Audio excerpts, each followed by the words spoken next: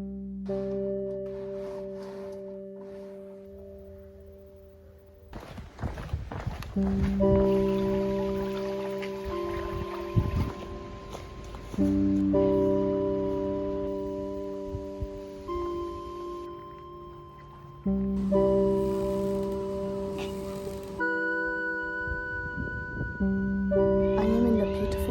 Wight. I got here yesterday. I'm here until tomorrow, so we've got the full day today. I'm sat outside the Carisbrooke Castle. My mum and dad are just looking around, so I thought I'd go on a little walk. Obviously, I'm not very familiar with the area at all. I don't know where I am, but I was searching for a location to go, and I got to this field, and there was like rabbit droppings everywhere. So I was like watching where I stepped, like making sure I wasn't stepping on them. And eventually at the end of the field was a dead end. I started walking back and I was like, maybe I'll just sit here, like it seems quiet enough, like no one's really gonna walk by. I don't even know what happened if I just wasn't paying attention. My foot went right down a rabbit's hole. I took my foot out and sat down, and I literally was like, I was so worried I hurt myself, because you know when the adrenaline kicks in, you don't know if you've actually hurt yourself or if it's just in your head, or like if you're just shocked by everything. I think I'm fine. I probably have twisted my ankle, so I think I just need to rest it for a sec. I wanted to explore some more, and I have my camera with me because I graduated from university this year and I did photography, and I have not picked up my camera since I finished my last project. So I'm using this trip as a creative break, which is actually a lot of fun, and I'm really excited to do that. But I just need to actually take some photos while I'm out here. So my plan was, after I recorded this, to go and take some photographs. So we'll see what happens, because I'm kind of scared that I've twisted my ankle. I don't want to make it worse because I'm a very active person. I'm always going on walks and I'm always reflecting and spending time with myself. And if I've hurt my ankle and I can't do that, then I don't honestly know what to do. Because although I'm here to spend time with family, I think it is also so important to spend time with yourself. I wanted to give a little insight into my mind, because I think it is so important to talk to yourself, and I think it is so important to understand yourself, because I've read about so many people, or I guess I should say my source is Instagram. I've seen on Instagram that people say they go away but they're still having a bad time because you're still with yourself, and kind of no matter what's going on in your life, if there's so much happening and so much going on, you can't get out of your own mind, which, okay, sounds so bleak and kind of scary. That's why I think it is so important to understand yourself and to be able to have these conversations with yourself and be able to spend time alone, because the moment that you're always depending on people,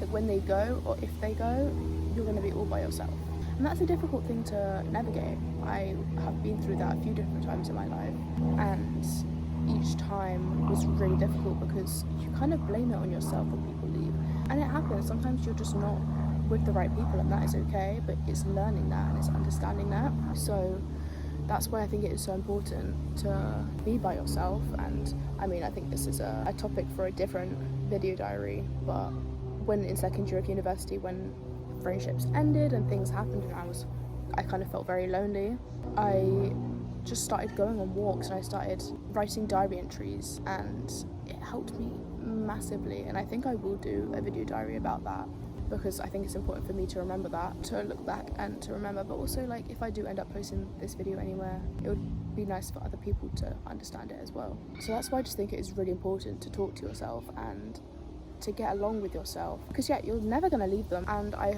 hate that some people might find that hard to hear, but it's just the truth. You're never going to leave yourself. You might as well just understand yourself better and know what you can put up with. I knew I didn't want to go to this castle. I'm sure people find that so interesting. I wish I was a castle lover, but I'm just indifferent about them. I've been to one castle in my life, Windsor Castle, and I don't remember it being that amazing. Also, I don't want to be in there bored, wasting money, wasting my time, when I could go on a lovely walk and fall in a rabbit hole, you know? I also wanted to use this as a chance to document my 20s. I've just turned 21. 20 wasn't the best year for me. Actually, to be fair, let's rewind.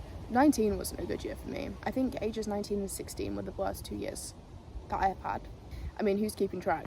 But I think those 2 years, the thing is about the worst years that I've had in my life, and I know everyone is so different and I'm only talking from my experiences, but they really helped change me and shape me genuinely. And although I would never wish those years upon anyone, and I wouldn't want to redo them, in some weird sense I'm really glad that they happened, because everything that has happened made me who I am today. And I really think that's so important to have that and understand that, because every single thing, from the friendships that I lost when I was 16, friendships that I lost when I was 19, to choosing to go to university, to choosing to do photography, everything that's happened has pushed me back and swerved me in a different direction and confused me, has me here today. And I'm so happy that I've been able to have the privilege to have that journey creatively.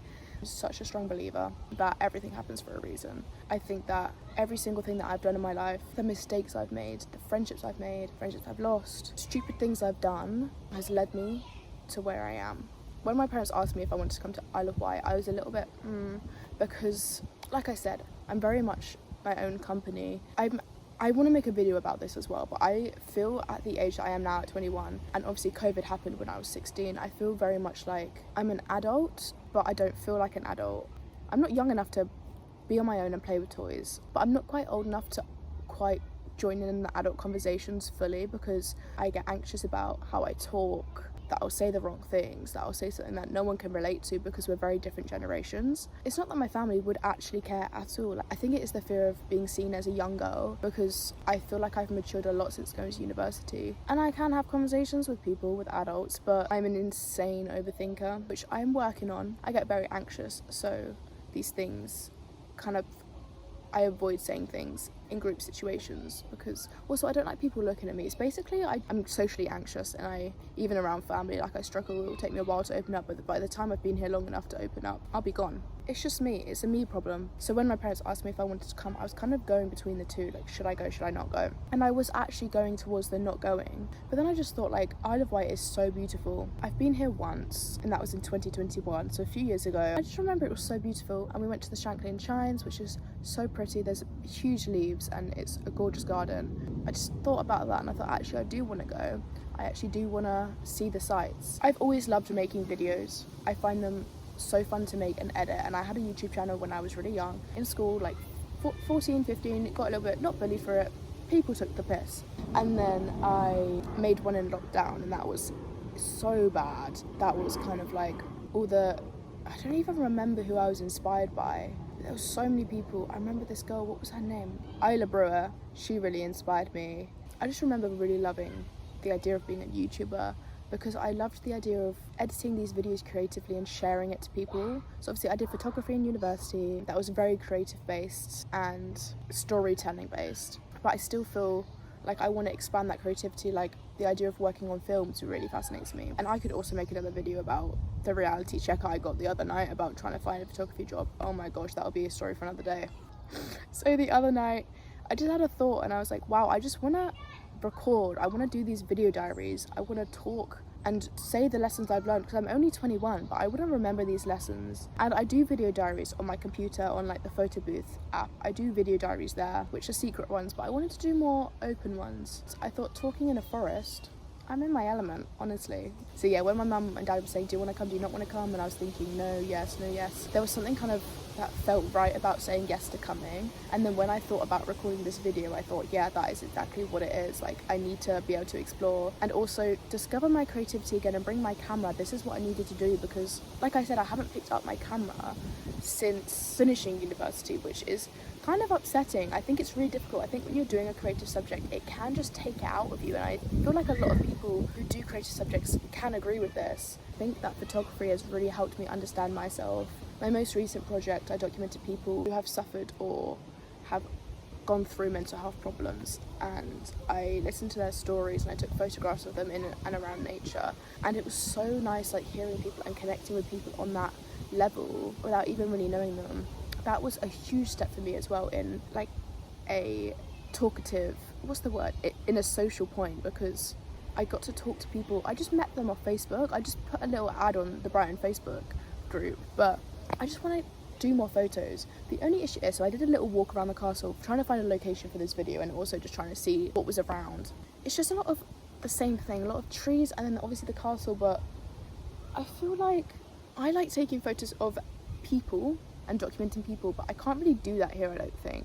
But I'm gonna have a little walk and just enjoy my time, basically, and just take some photos. So yeah, I think it is so important to just be happy with yourself and to just understand yourself, and also know when to take yourself out of certain situations. So I feel like I've gotten a lot better at that, especially spending more time on my own. And I don't want to sound like a loner, because genuinely, the friends that I do have, also there's actually nothing wrong with having no friends. Like sometimes people just are not worth it, and you just need your own space for a little while. I feel like when you're good with yourself, it's a lot easier not to make friends with random people. I used to be very insecure about the lack of friends I had. I used to be like, I need to talk to this person and make friends with these people. I need to go to this party to make the friends. And I never had fun at these parties, and I would never even talk to people at those parties because I was so anxious about going. I wasn't having fun. The moment I stopped thinking like that and I started thinking, I'm just gonna go and have fun with my friends that I went with, it changed completely. I actually was talking to people, and it's not that I made friends, but I was talking to people on the night, and I didn't feel that pressure to be like overly friendly, because I felt like it just flowed more because I was actually thinking more about who I'm with and not meeting more people.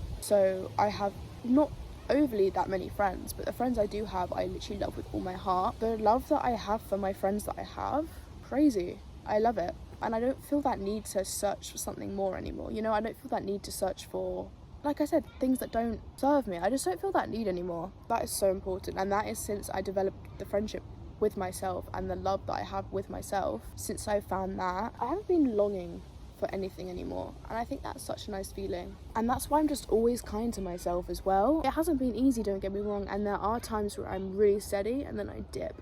And I had that dip recently before I left in university, and I think it was the stress of moving, and it was also like when I'm in that state where I'm like, I know I need to pack and I know I need to move out of the house and move home, I kind of have a state of paralysis, and I can't do it, which I'm sure so many people can relate to. Like 2 weeks before moving out, I still had a week before I had to even think about how to clean the house, and I just was in a state of paralysis. I could not do anything. I could not like really go out. I couldn't really be myself. I loved going on walks. I couldn't go on my walks that I like to do. I couldn't really wake up early and like sort myself out. I just felt like I was stuck because I knew that I needed to move out soon, and it was horrible. And I stopped my runs. I started running end of last year. I had this whole sense of on a high with my runs. I ran for an hour straight once.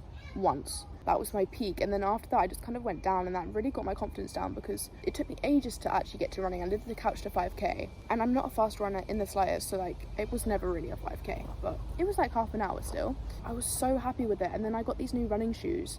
They just ruined my running.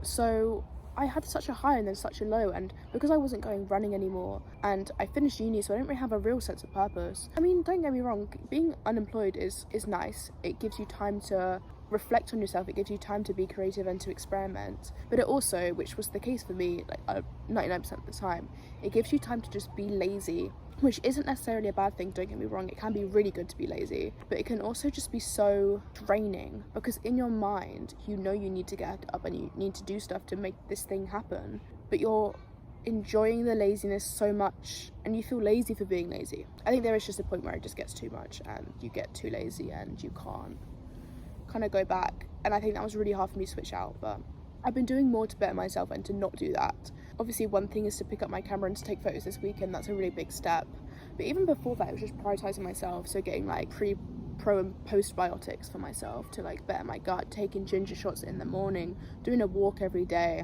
I'll do another video about finding a job creatively because that is really difficult and I didn't really realise, and I feel like I need to really push myself to get stuff done on my own to develop a portfolio, otherwise I'm not gonna get anything, you know. I need to get that experience, I need to volunteer or I need to have an apprenticeship, but it's all of that is just pushing my photography on hold, it feels like, and also not making the money because I wanted to work this year to make money so I could go travelling.